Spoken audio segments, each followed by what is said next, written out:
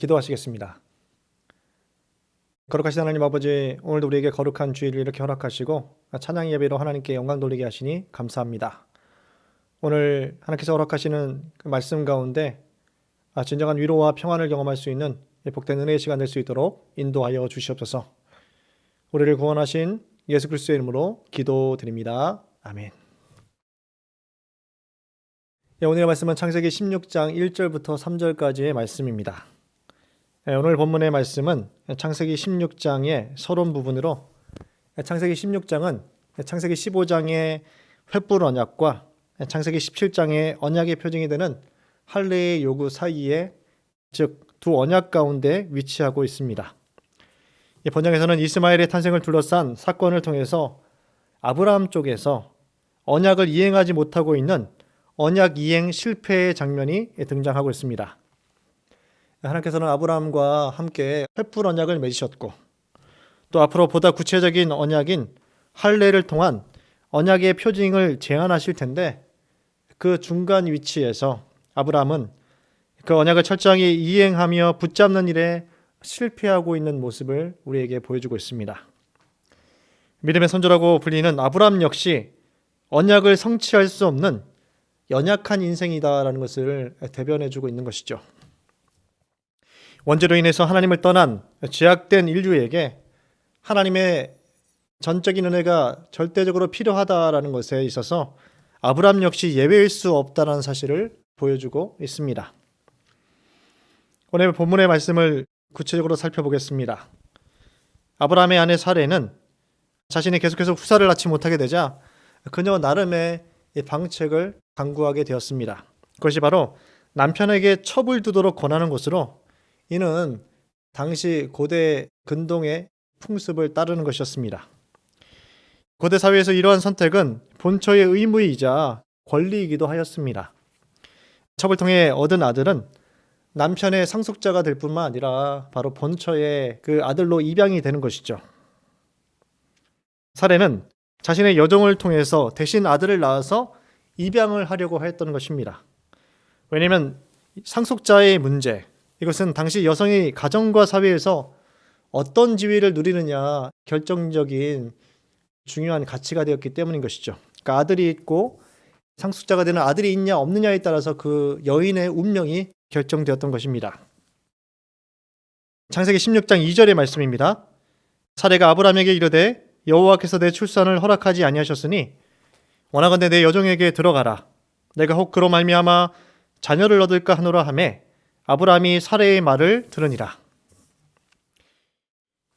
내가 혹 그로 말미암아 자녀를 얻을까 하노라.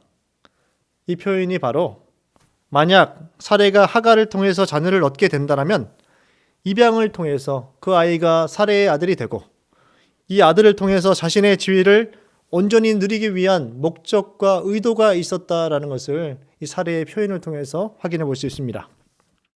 그런데 사레의 고백 중에 흥미로운 표현이 뒤따라오고 있습니다. 바로 여호와께서 내 출산을 허락하지 아니하셨다라는 것입니다. 이 사레는 첩을 두는 자신의 제안을 정당화하기 위해서 하나님이 자신의 임신을 막으셨다라고 하나님에 대한 불평과 원망을 쏟고 있습니다. 또 하나님 앞에 핑계를 대고 있는 것이죠.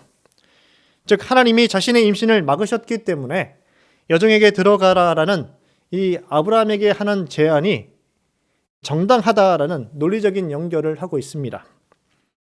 불순종에 대한 자기 나름의 합리화된 주장을 하고 있는 것이죠.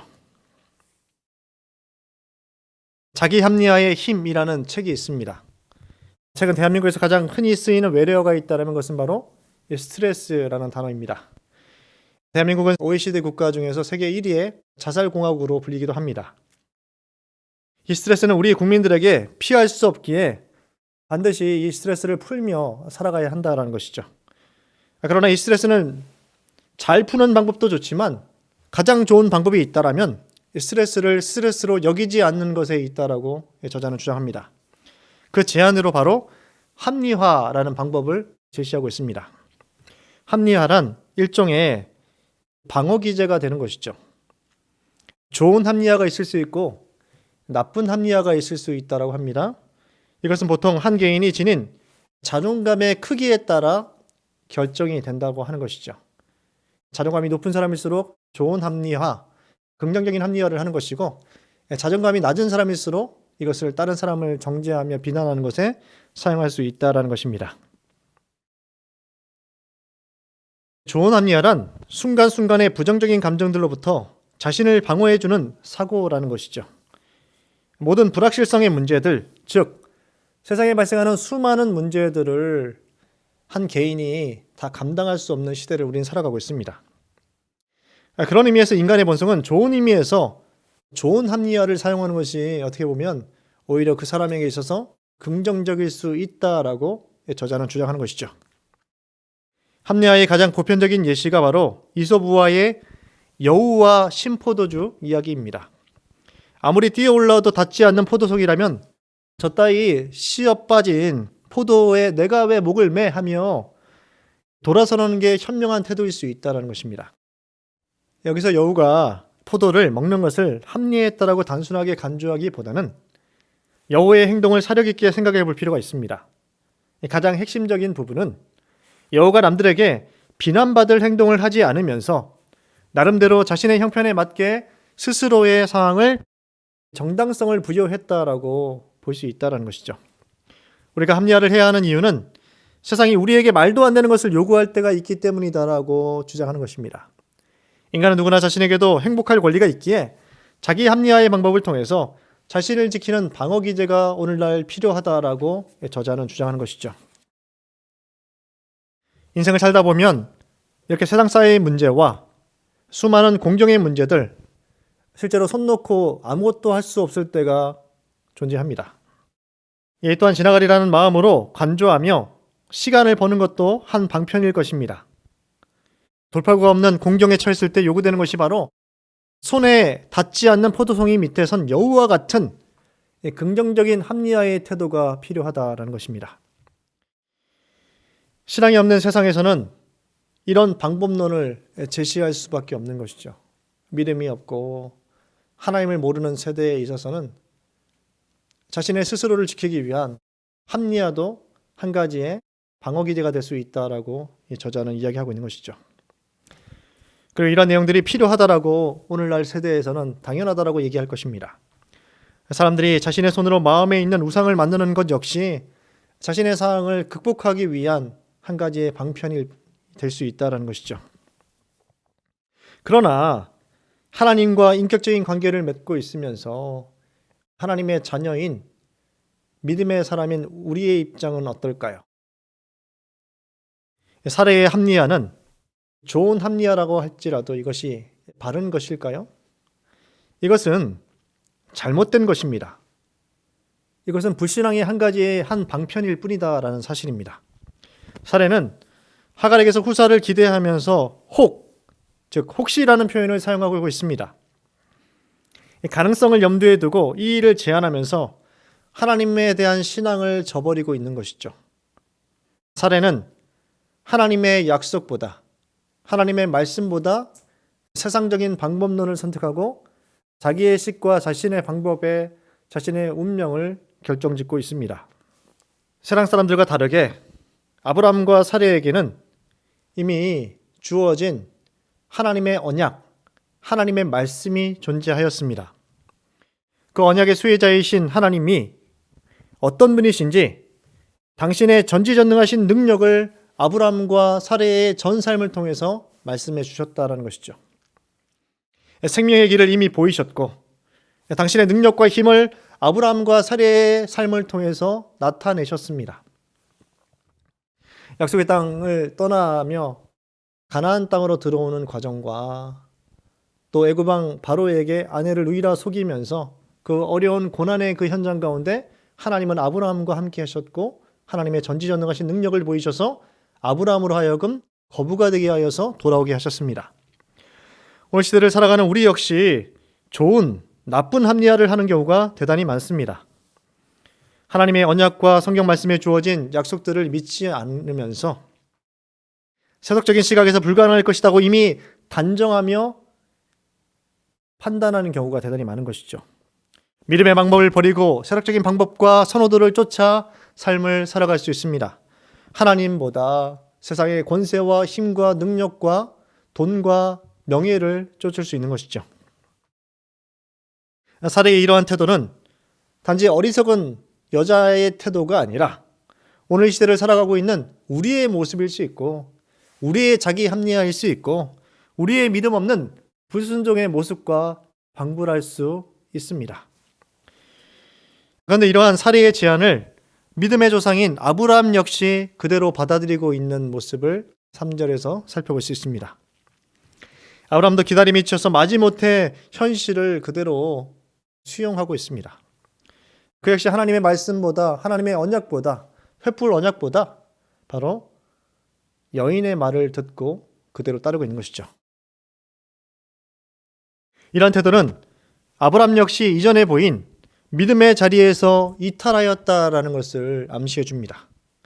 아브라함이 하란을 떠난 나이가 75세였는데 어느덧 10년의 시간이 지난 시점에서 기다림에 지쳐 점점 초조해지면서 잘못된 선택을 행하고 있는 모습을 오늘 상황을 통해서 말씀해 주고 있는 것이죠. 최근 코로나 바이러스 사태 가운데 신앙생활을 하고 있는 우리의 모습은 어떻습니까? 사회적인 거리두기와 생활 속 거리두기와 생활 방역과 이러한 일들로 인해서 많이 위축되어 있고, 전염병의 창궐에 대한 두려움과 염려로 하나님을 향한 믿음이 약해져 있지는 않습니까? 먹고 사는 세상 재리의 염려와 걱정들로 인해서 그리스도인으로서 역할과 정체성을 상실하며 오늘도 치열하게 현실과 부딪히고 있지만 하나님 없이 혼자 부딪히고 있지는 않습니까? 또 사회적 거리두기와 집단 시설에 대한 정부의 경고로 인해서 물리적으로 마음껏 예배할 수 없는 상황 가운데 현실적으로 또 상황적으로 하나님 앞에 나오지 못하는 우리의 모습을 인해서 영적으로 침체되어 있지는 않습니까? 코로나 사태가 본격화된 2월이었다면 불과 3개월, 4개월 만에 우리는 지금까지 유례를 찾아보기 힘든 시간들과 시대를 살아가고 있습니다. 그래서 이러한 영향들을 고스란히 받으면서 실제로 우리의 신앙생활을 위협하고 있는 것이 현실입니다. 아브라함에게 있어서의 10년, 우리가 겪고 있는 이 3개월과 4개월의 시간과 비교하여서 우리는 오히려 더 아브라함보다 못한 모습을 보이고 있지는 않습니까? 아브라함에게 있어서의 이 10년은 결코 무시할 수 없는 물리적인 시간이었다라는 사실입니다. 아마 모르긴 몰라도 우리가 아브라함의 입장이라면 우리는 더 빨리 우리의 인내심의 한계를 드러내며 하나님께 불평불만을 하며 우리 마음껏 삶을 선택하며 불순종한 삶을 살아갈 수도 있다라는 것이죠. 성경의 역사는 분명히 하나님께 불순종했던 아브라함과 사레의 이 선택으로 인해서 어떤 결과를 만들어냈는지 역사를 보여주고 있습니다. 애굽 여인 하갈의 아들인 이스마엘, 또 이스마엘의 후손들로 인해서 그들이 들나귀와 같이 육체의 소욕을 쫓는 인생들이 되어서 자신의 칼을 믿고 자신의 힘을 숭배함으로 말미암아 주변 열국들과 이스라엘을 괴롭혀오며 전쟁을 행해왔다는 것을 성경의 역사를 통해서 또 인류의 역사를 통해서 우리는 살펴볼 수 있습니다. 그러나 오늘 이 스토리를 통해서 또 확인할 수 있는 것은 잘못된 믿음의 조상 아브라함과 사레의 선택에도 불구하고 하나님은 여전히 하나님의 일을 하고 계시다라는 것이죠. 하나님은 끊임없이 당신의 자녀들에게 은혜와 능력을 베풀어 주시고 아브라함과 그 후손들에게 한량없는 자비와 긍휼을 베풀어 주셔서 그들로 하여금 하나님을 떠나지 않을 수 있도록 하나님께서 포기하지 않는 모습을 보여주고 계십니다. 하나님은 우리의 불순종과 믿음 없음에도 불구하고 우리를 결코 포기하지 않으시는 분이다라는 것을 성경 말씀을 통해서 확인할 수 있는 것이죠. 오늘 우리의 삶 속에서 하나님의 말씀과 언약을 신뢰하지 못하고 자신의 상황을 합리화하며 하나님의 말씀에 불순종하고 있는 부분들이 있다면 말씀의 거울 앞에 자신을 비춰보시고 삶을 돌이키시는 하루가 되시기를 간절히 소원합니다. 또 오랜 고난과 역경의 시간 가운데 인내하는 것이 힘에 지쳐서 낙심해 있지는 않습니까? 그렇다면 다시 한번 오늘의 말씀을 통해서 하나님의 말씀을 의지하고 선택하는 것이 바른 결정의 길이다라는 것을, 또 이것이 바른 미래를 결정짓는다라는 것을 깨달으셔서 더욱더 하나님의 말씀 앞에 나아가셔서 승리하시는 복된 하루를 보내시기를 간절히 소원합니다. 기도하겠습니다. 거룩하신 하나님 아버지, 우리의 삶에 하나님의 말씀보다 세상적인 그 기준과 선택을 행하며 자신의 삶을 합리화하며 어쩔 수 없었다라고, 하나님의 말씀을 떠날 수밖에 없었다고, 세상적인 방법을 선택할 수밖에 없었다라고 이러한 그 결정들을 행하며 살아오진 않았습니까? 하나님, 우리의 삶을 불쌍히 여기시고 말씀 앞에 우리의 삶을 드리게 하시고 하나님을 의지하며 다시 주님 앞에 돌아오는 귀한 삶을 살아갈 수 있도록 인도하여 주시옵소서. 하나님, 하루속히 이 코로나 사태가 종식될 수 있도록 은혜와 자비와 긍휼을 베풀어 주시옵소서. 평안했던 일상으로 돌아가서 마음껏 하나님의 전에 나와 예배할 수 있는 귀한 믿음의 성도들 될 수 있도록 은혜와 자비와 긍휼을 베풀어 주시옵소서. 이 한 주를 주님의 손에 의탁합니다. 우리 귀한 믿음의 성도들의 삶의 가정과 개인과 직장과 또 이들이 속해 있는 모든 공동체 가운데 평안을 허락해 주시고 하나님 앞에 예배하며 기도의 자리가 되게 하시고 하나님의 살아계심을 더욱더 가까이 만나며 합리화하는 인생이 아니라 하나님의 말씀에 순종하며 삶을 결단하며 살아갈 수 있는 귀한 성도들 될 수 있도록 은혜와 자비와 긍휼을 베풀어 주시옵소서. 우리를 구원하신 예수 그리스도의 이름으로 기도드립니다.